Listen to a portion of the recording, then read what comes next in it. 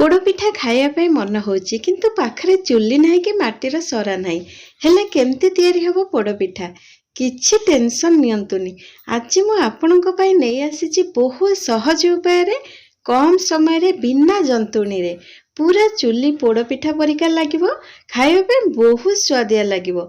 थरे खाइले पोड़पिठा बारंबार एमती करिया पे मन करिवे। नमस्कार दर्शक बंधु गाँ हांडीशाला यूट्यूब चैनल को आपण मानको बहुत बहुत स्वागत। आज आम तैयारी करबा कखारु पोड़पिठा।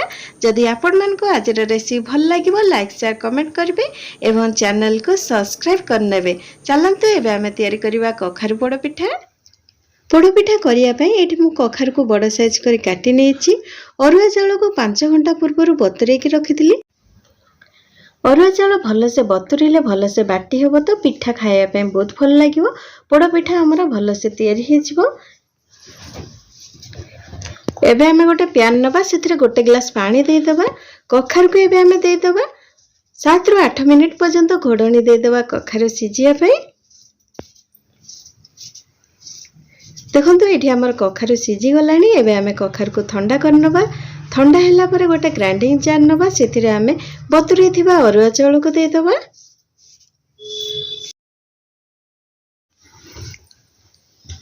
अरुआ चाउल दे सारला परे एबे हमें सिझै थिबा कखारु को दे दबा। वर्तमान सेथिरे गोटे कप पानी दे दबा। ए कप रे माप करके मो 2 कप चाउल नेथिले सेथि पय एठी गोटे कप देछि पानी। एबे हमें पूरा प्लेन करके बाटी नबा। देखंतु एठी मु पूरा प्लेन करके बाटी नेछि। एबे हमें गोटे बड़ कंसा को बाहर कर नबा। एठी मु गोटे कप गुड़ नेछि आ गोटे कप पानी नेछि। 2 कप चाउल पय बाटिला बेले गोटे कप देइथिली आ गुड़ रे गोटे कप पानी दउछि। किछि समय फुटेला परे एठी देखंतु गुड़ हमर भलसे पूरा मेल्ट हे आसलानी।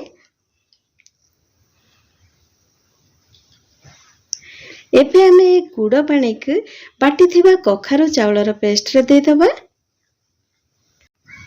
एमती करबा द्वारा गुड़ शीघ्र मेल्ट हो जाए थे। गुड़ रे जो अलिया थाए से अलिया भी बाहरी जाए थे। गुड़ पानी दे सारला परे एबे हमें पिठा सहित भल से पूरा मिसई नबा।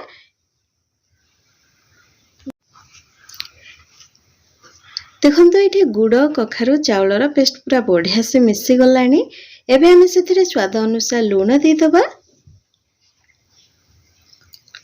खाइबा सोडा हाफ चमच दे दबा। एठी देखंतु मु आउ हाफ कप पानी दे दउची। 2 कप चाउल पय समुदाय एठी मु 2.5 कप पानी देली।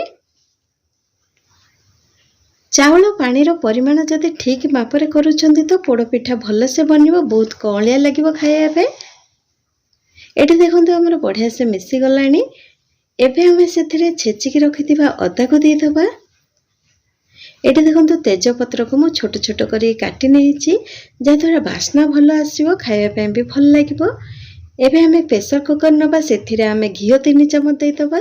देसी घियो दे सारला परे एमती कर नियंतु जा द्वारा घियो प्रेशर रो चारिपट साइड को लागि जिवो। पोड़पिठा हमर भल से उठी जिवो। एठी देखंतु बादाम काजू किशमिश आ कटा नडिया नेछि। ए सब को हमें हल्का भाजी नबा। बादाम नडिया काजू किशमिश एठी देखंतु भाजी के कलर चेंज हे आसलानी। ए बळी हल्का भाजीबे बेसी पुडपुड करिवेनी।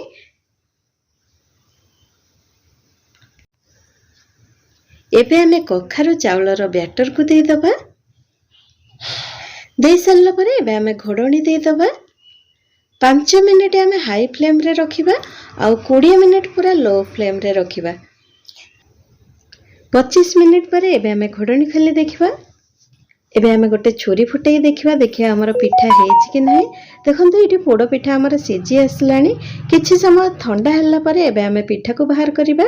पिठा ठंडा हल्ला परे जाय कि पोड़ पिठा को बाहर करिवे जा द्वारा पिठा भल से उठी आसीबो।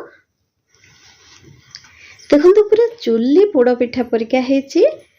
पोड़ पिठा जेहेतु जदि टिके पोड़पोड़ न हला तो खाइबा पे जम्मा भी भलो लागि न थाए। जदि याठु कम पोड़ार पिठा खाइबा पे चाहउचंती एठी मु 25 मिनिट पर्यंत प्रेशर रे बसैथिली। आपण माने 15 रु 20 मिनिट पर्यंत बसैकी ए भली स्वादिया पोड़ पिठा तैयार करि परिबे। एट मो पोड़पिठा को काटिकी आपण मानू देखौछि। पोड़पिठा काटिबारु जानि पारुथिबे पोड़पिठा हमर केते नरम हेछि, खाଇବା ପାଇଁ तो बहुत स्वादिया लागिवो। आपण माने विभिन्न प्रकार पोड़पिठा खाउछन्ते, ए कखारु पोड़पिठा को थरे ट्राई करंतु। देखंतु पोड़पिठा एठी हमर केते नरम हेछि। जेते पोड़पिठा कखार रे तयारी हेछि, पोड़पिठा कलर भी बहुत सुंदर देखा होछि। जदि आपण मानको आज रे कखार पोड़पिठा रेसिपी भलो लगी थाए, लाइक शेयर कमेंट सब्सक्राइब करने पुणी आसबे आ करनवार से धन्यवाद।